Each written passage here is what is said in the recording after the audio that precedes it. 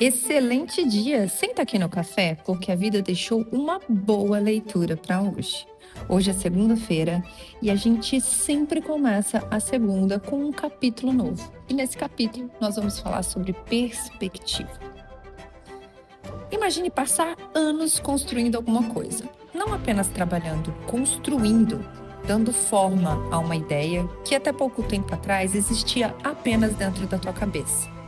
Você cria o personagem, escolhe os traços, pensa na história, convence pessoas a acreditarem neles e aos poucos aquilo começa a dar certo.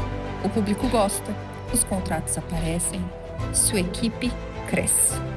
Pela primeira vez, depois de tantas tentativas, você olha para o futuro e pensa: talvez agora eu tenha conseguido. Foi mais ou menos assim que um jovem desenhista se sentiu no final da década de 1920. Ele havia enfrentado dificuldades, já tinha visto um dos seus primeiros negócios fracassar, já tinha trabalhado muito sem saber exatamente onde aquilo levaria, mas finalmente parecia que as coisas estavam mudando. O personagem que ele havia criado começava a conquistar espaço.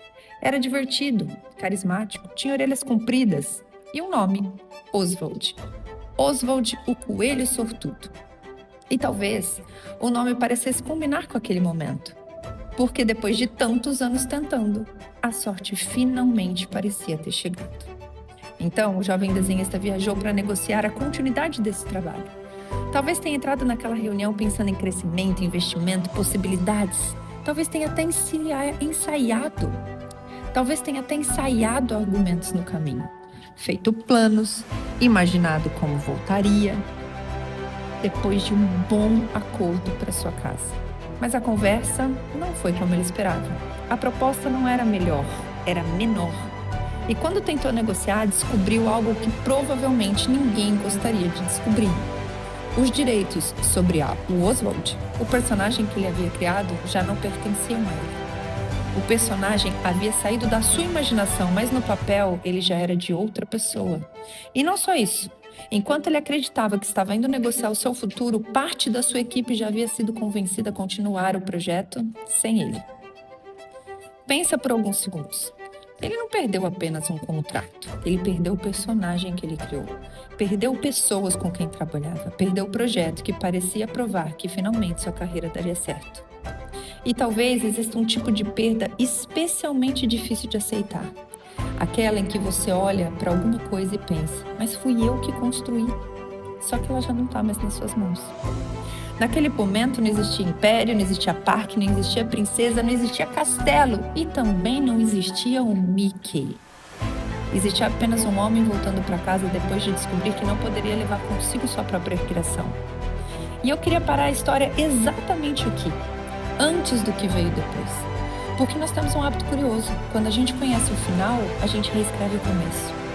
Olhamos para uma perda antiga e dizemos: foi necessário, foi melhor que poderia ter acontecido, era para ser. Mas é fácil dizer isso quando já conhecemos o Mickey Mouse. Só que naquele dia, naquele trem, nem ele conhecia. Ele não sabia se a sua próxima ideia funcionaria, ele não sabia se ia ter um time, ele não sabia se o personagem novo seria aceito. Ele conhecia apenas um capítulo que estava vivendo e naquele capítulo ele havia perdido. O nome daquele jovem? Walt Disney. E foi durante o seu retorno da viagem que uma nova ideia começou a ganhar forma. Um personagem diferente, menor, com orelhas redondas, mas talvez o mais importante não tenha sido criar outro personagem. Talvez tenha sido voltar diferente. Porque algumas perdas não levam apenas aquilo que construímos. Elas mudam a forma como a gente vai construir dali em diante. Depois do Oswald, Walt passou a olhar de uma outra maneira para a propriedade de suas criações. Ele não voltou apenas com uma nova ideia, ele voltou com uma nova perspectiva. E talvez seja justamente aqui que essa história deixe de ser sobre Walt Disney. Porque todos nós também temos um capítulo que ainda contamos apenas pelo lugar da perda. A oportunidade que não aconteceu, a empresa que fechou ou faliu, a pessoa que foi embora, o projeto que ficou para trás. E talvez você ainda olhe para aquela história pensando apenas: eu perdi. Mas existe uma pergunta que só aparece quando a gente muda o lugar de onde contamos.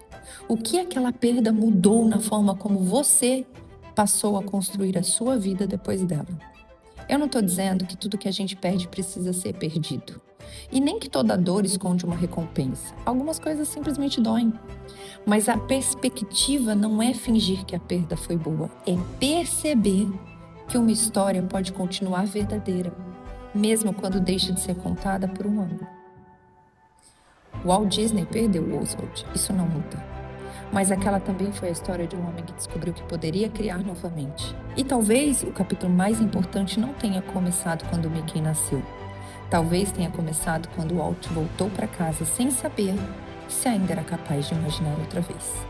Então hoje, nessa segunda-feira, eu quero te perguntar: existe alguma história que você ainda conta apenas a partir daquilo que perdeu? E se você mudasse de lugar, o que mais conseguiria enxergar? Porque você não precisa mudar a sua história. Às vezes, e só às vezes, precisa apenas descobrir de onde ela está sendo contada.